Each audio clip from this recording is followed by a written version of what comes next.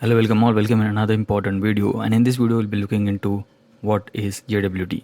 We already got introduced to JWT in our previous video where we saw how it works, how will it help us to keep our APIs secured from the unauthorized access.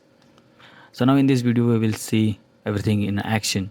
So let's open npm JS and you just have to search JSON web token or just search JWT. So here as you can see at the second position you got this JSON web token package.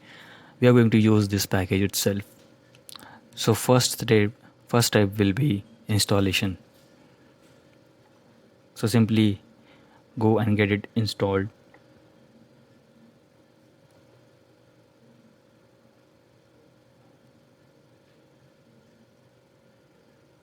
Okay, while it is being installing, let's understand why we are actually going to use it. So we are going to use it for keeping our API secured. So user will simply go and hit our authentication API first. After authenticating through the database, our server will generate one token, and that token we will send to the user. And each time when user wants to access some information from backend, he will simply use that token as authentication. So he will send that token as in request header so that we can fetch it later on, and then we can see is that user is authenticated or not. We'll create API for authentication in our next couple of videos, but before that let's see how we can generate token. Well, in order to generate token you just have to simply import JSON web token package which we have just installed.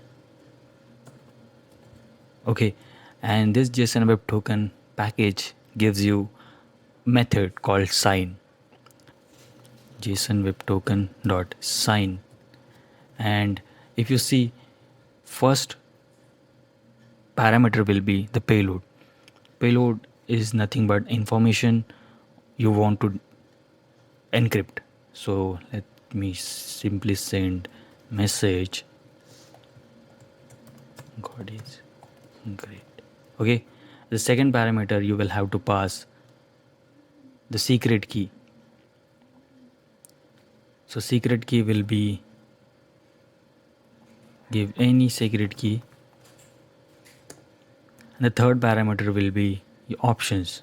So let's say if you want to give an expiry time, and if you want to change the default encryption algorithm, then you can do it here. So expire in, let me say 4000 seconds. Okay, and here we will expecting the token. Let's console this token and see if we can generate it or not. Let me clear our console and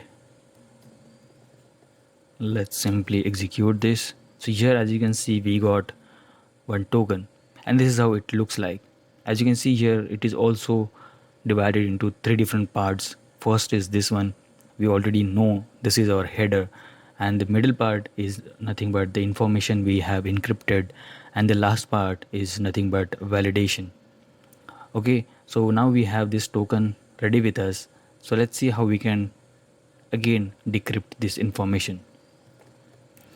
So in order to decrypt, you just have to go inside the documentation and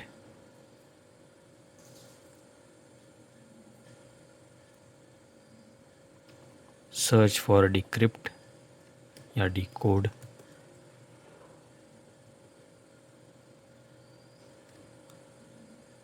So with this way you can access your token information. So let me go inside of it, and then I'll have to simply put my key. So this is your secret key, and always make sure that you will keep this secret key somewhere secured. Okay, so now let's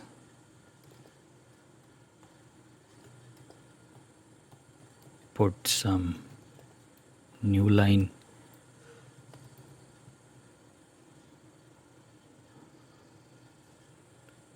JWT token dot verify.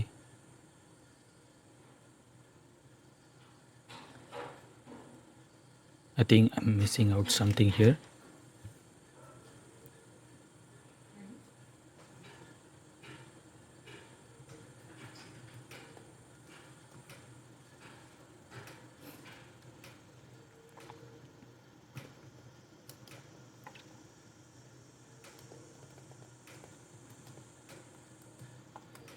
Okay, so let's execute this again. Okay, my bad. So this has to be JSON web token.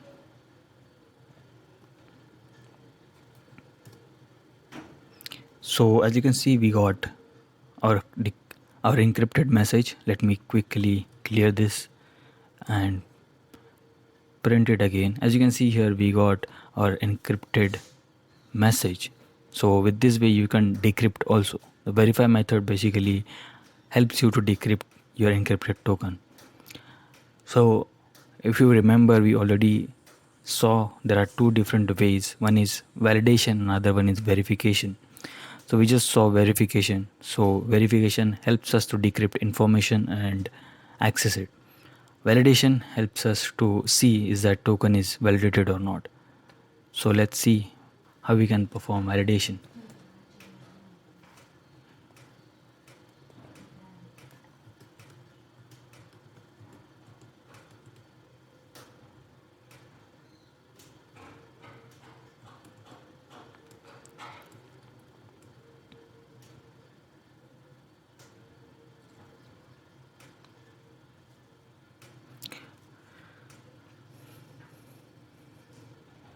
Okay, so here as you can see we have expiry time. Here as you can see we have expiry time, which is currently at 400 seconds. So let me just keep it for 2 seconds and I will put set timeout here.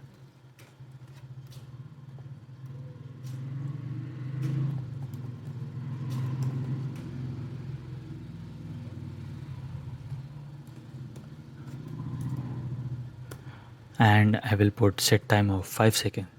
So the logic is when the key will generate, after that, after 5 seconds, it will go for verification. So that means by the time the key will go for decryption, it is already invalidated. So let's clear this and wait until 5 seconds.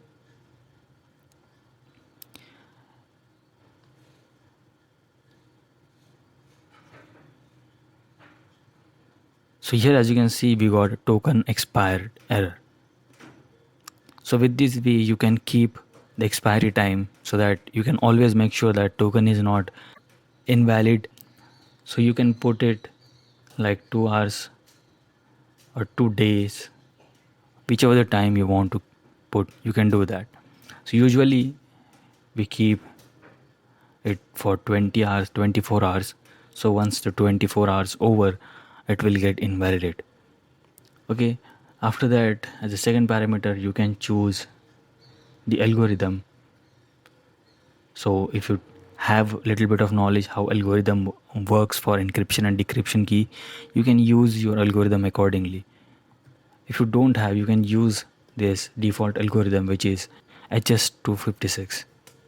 Okay, we just saw how we can create a token and how we can decrypt that. So now in our next video we'll see how to create APIs and how we can authenticate user and how user will send that token. So we'll basically get introduced to entire flow of authentication. So thank you very much for watching. See you in the next video. Bye.